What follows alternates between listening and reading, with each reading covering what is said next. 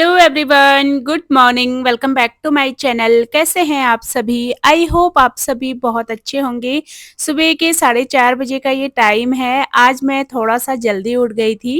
वैसे 5:30 या 5 बजे का टाइम होता है उठने का, पर आज मैं 4:30 बजे उठ गई थी क्योंकि आज ना मेरे पापा को जाना है दिल्ली वापस। तो सुबह उनकी गाड़ी जल्दी थी, 7 बजे उनको निकलना था घर से। तो उनको ना हम कैब करके भेज रहे हैं, तो कैब वाले भैया कब आ जाए कोई पता नहीं था, तो मैं जल्दी उठ गई थी। 4:30 बजे थे। इतना ज़्यादा आलस आ रहा था ना, मन नहीं कर रहा था बिल्कुल भी उठने का, क्योंकि ये टाइम ना नींद का होता है, बहुत गहरी नींद आती है इस टाइम पे। अलार्म लगाया था मैंने और देखा कि पापा भी उठ गए थे। पापा तो 4 बजे से ही उठ गए होंगे, क्योंकि वो ना मतलब टाइम से उठ जाते हैं सुबह। तो मैं भी उठी, अपना फ्रेश वगैरह हुई, उसके बाद मैंने अपनी जैकेट डाल ली है। और इस जैकेट के लिए ना मेरे से कोई पूछ रहा था कि आपने ये कहाँ से लिया, इसका लिंक दे दो। तो ये मैंने दुकान से ही ली थी, तो इसका लिंक तो मेरे पास नहीं है। बाकी चलिए अब जो है अपने काम कर लेते हैं स्टार्ट। अभी मैंने नहाया धोया नहीं है, बस मैं उठी और फिर जो है मैं सबसे पहले मैंने किचन की झाड़ू वगैरह लगाई, फिर स्टार्ट होंगे बाकी के काम। पूरे घर में मैंने अभी झाड़ू भी नहीं लगाई थी, बस किचन में मंदिर वाले रूम में मैंने झाड़ू लगाई। उसके बाद ही मैंने अपनी ये जैकेट डाली थी। अब जो है झाड़ू तो लग गई थी, अब जो है मैं अपने काम स्टार्ट करूँगी, क्योंकि जिस हिसाब से रूटीन होता है ना, उसी हिसाब से हमें अपने सारे काम स्टार्ट करने पड़ते हैं, जिस हिसाब का हमारे पास टाइम होता है। और पहले आपको ये दिखाती हूँ। कल रात को ना मैंने ये घुघुत बनाए थे, हमारी पहाड़ी भाषा में इनको घुघुत बोलते हैं, और ये हमारी पहाड़ी रेसिपी ही है। हमारे यहाँ पे ना ये मकर संक्रांति के दिन बनते हैं।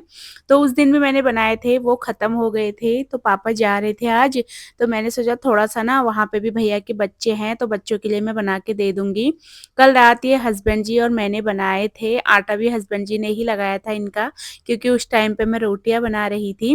तो रात भर इनको ना इस तरीके से छोड़ दो, तो ये ऑयल थोड़ा-सा कम पीते हैं। अगर हम तुरंत इनको फ्राई करेंगे ना ऑयल में, तो ये बहुत ज़्यादा ऑयल अब्ज़ॉर्ब कर लेते हैं। तो मैंने इनको रात भर एक पतले से कपड़े से ढक के रख दिया था।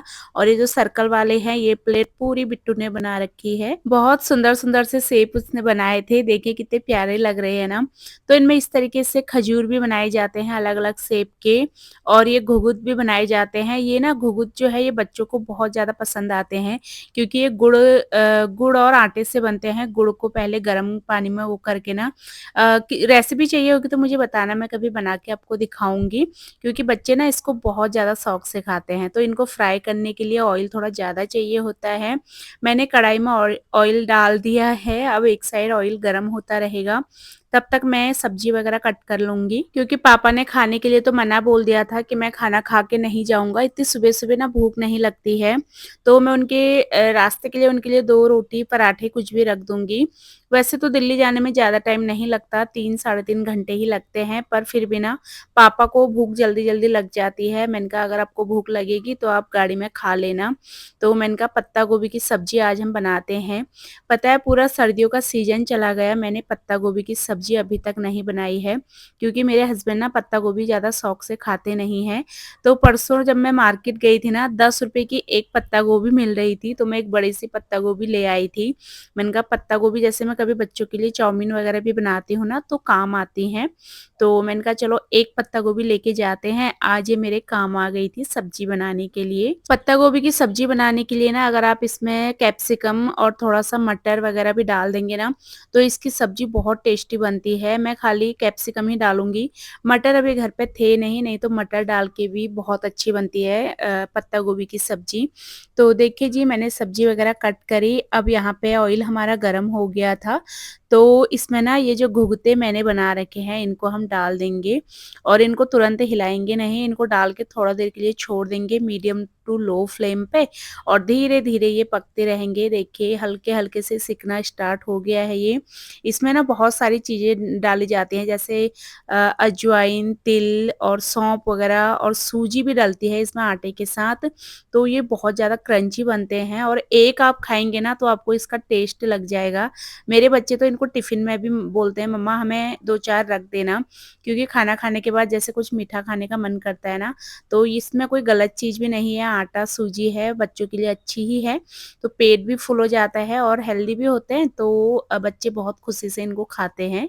तो चलिए एक बैच मेरा फ्राई हो चुका था, अब मैं दूसरा वाला बैच डाल दूँगी। हल्के-हल्के आँच पे ये भी फ्राई होते रहेंगे और साथ में मेरे कुकिंग का काम भी होता रहेगा। क्योंकि पापा इतने दिनों बाद जा रहे हैं ना, मैंने कुछ बनाया नहीं था, मैं कुछ लेके भी नहीं आई थी, नहीं तो मैं मिठाई का डिब्बा ऐसा कुछ भेज देती हूँ। पर इस बार मैं कुछ भी नहीं ला पाई तो मैंने कहा चलो घर से ही बना के थोड़ा-सा घुगते ही दे देते हैं, बच्चे खा लेंगे खुशी से। अब यहाँ पे फ्राई कर लेते हैं सब्जी। तो मस्टर्ड ऑयल लिया है मैंने, इसमें थोड़ा-सा हींग डाल दिया है, जीरा नहीं डाला शायद जीरा ना ख़त्म हो गया था शायद इसलिए नहीं डाला। तो प्याज़, टमाटर वग़ैरह मैंने रफ़ली ही कट कर रखा है और फिर जो है इसमें हम थोड़ा-सा बेसिक मसाले डालेंगे। सिंपल सी सब्ज़ी बनाऊँगी, कोई ज़्यादा रेसिपी वैसे बताने की ज़रूरत नहीं है, क्योंकि सिंपल तरीके से ही सब्ज़ी बना रही हूँ मैं। और इसमें मैंने थोड़ा-सा शिमला मिर्च कट कर दिया था। पत्ता गोभी की सब्ज़ी में ना शिमला मिर्च डाल दो, सच में बहुत अच्छा टेस्ट आता है। अब कढ़ाई को मतलब ह हल्के-हल्के आँच से सब्ज़ी को चलाएँगे ताकि हमारा मसाला इसमें पूरा अच्छे से मिक्स हो जाए और दूसरी साइड हमारा जो दूसरा बैच था वो भी फ्राई हो गया था। तो एक बैच और बचता है फ्राई करने के लिए, उसको भी मैं फ्राई करूँगी। यहाँ पे मैंने चाय भी चढ़ाई थी, तो पापा के लिए मैं चाय बना रही हूँ। पापा को एक चाय मैं पिला चुकी हूँ, ब्लैक जो सुबह वो पीते हैं काली चाय। अब ये उनकी दूसरी चाय है, दूध वाली चाय। थोड़ा-सा ही चाय मैंने बनाई थी बस पापा के लिए, क्योंकि मैं सुबह-सुबह चाय वगैरह नहीं पी पाती ऐसे। मैंने अपना मॉर्निंग ड्रिंक ले लिया था, जो मैं एलोवेरा और आँवला जूस पीती हूँ गर्म पानी के साथ। तो उसके 1 डेढ़ घंटे बाद ही मैं चाय चाय वगैरह लेती हूँ। तो देखिए काम कर रही थी, पानी नहीं आ रहा था तो मैं गई मोटर चलाने और आपको बाहर दिखाती हूँ, मैं मोटर चलाने इतने डर-डर के आई ना, ये देख के बिल्कुल अंधेरा हो रहा है अभी। अभी ये 5 बजे का टाइम होगा और अंधेरा हो रहा था बिल्कुल घना। तो डर-डर के गई मैं मोटर चलाने, मुझे डर भी लग रहा था पर पानी नहीं था, बिना पानी के काम भी नहीं हो सकता था। हस्बैंड जी भी सो रहे थे, मैंने उनको नहीं उठाया। ऊपर आई तो सब्ज़ी चेक करी, देखिए सब्ज़ी बन के बिल्कुल तैयार है। मिनटों में बन जाती है पत्ता गोभी की सब्जी। अब लगा लेते हैं आटा, तो सुबह ना ज़्यादा काम किचन का ही होता है। वैसे नहा धो के काम करो ना किचन का तो अच्छा लगता है, पर हर चीज़ ना आपको टाइम देख के करना पड़ता है, क्योंकि पापा को जल्दी जाना था, तो जिस हिसाब से मेरा काम होता है उसी हिसाब से मैं रूटीन फ़ॉलो करती हूँ। जो काम ज़्यादा ज़रूरी होता है वो जल्दी करना पड़ता है, जो काम थोड़ा लेट हो सकता है उसको मैं लेट कर लेती हूँ। पोछा भी नहीं लगाया था अभी मैंने, पोछा भी मैं बाद में ही लगाऊँगी। पहले यहाँ पे गरम-गरम रोटियाँ बना लेते हैं। पापा को मैंने ज़बरदस्ती 1 रोटी दी थी, मैंने कहा 1 रोटी खा के जाओ, खाली पेट घर से नहीं जाते हैं।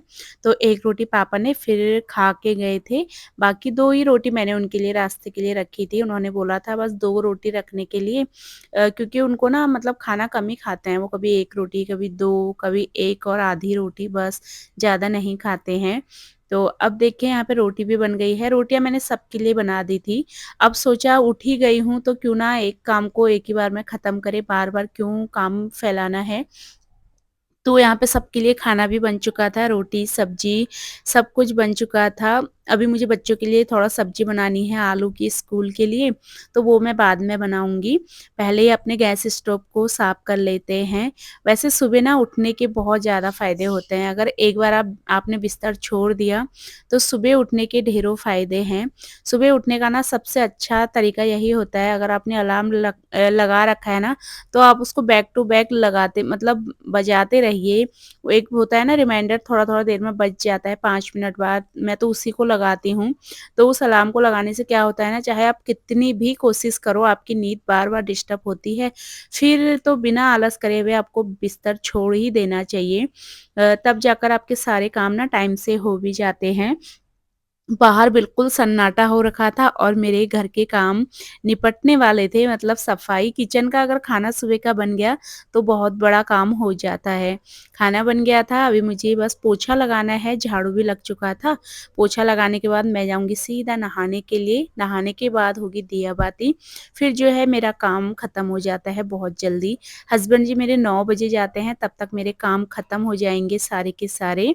तो देखिए किचन साफ़ करा, अब मैं पापा के लिए टिफ़िन पैक कर लूँगी। सब्ज़ी ना इस टाइम तक ठंडी हो गई थी बिल्कुल, तो प्लास्टिक का ही टिफ़िन था मेरे पास और स्टील का कोई था भी नहीं, तो इसी में ही मैंने पापा के लिए सब्ज़ी रख दी थी। और जो मैंने घुघुते बना रखे थे, इनको भी मैं एक पन्नी में डाल दूँगी।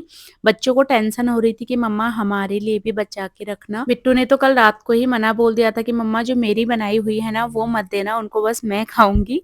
तो मैंने सारी मिक्स ही दे दी थी, आधी मैं उनके लिए रख दूँगी और आधी मेरे बच्चे भी खा लेंगे। मेरे बच्चों को ये इतना पसंद है ना कि मैंने एक प्लेट भर के भी बना रखे हैं ना, तो शाम तक बच्चे सारे खत्म कर देंगे, इतना वो शौक से खाते हैं। क्योंकि बच्चे जब टीवी वगैरह देखते हैं ना, तो बच्चों को कुछ ना कुछ खाने के लिए चाहिए होता है।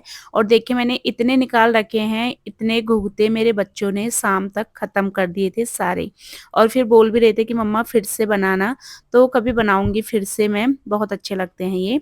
अब यहाँ पे मेरे पास ना बटर पेपर ख़त्म हो चुका है, काफ़ी दिन से ख़त्म हो रखा है और मार्केट के तो मेरे डेली चक्कर लगते हैं। पर मेरे साथ ना ये बहुत बड़ी बीमारी है, जब जो चीज़ लानी होती है मैं दुकान से भी घर आ जाऊँगी, याद ही नहीं आता कि वो चीज़ मुझे लेके जानी थी।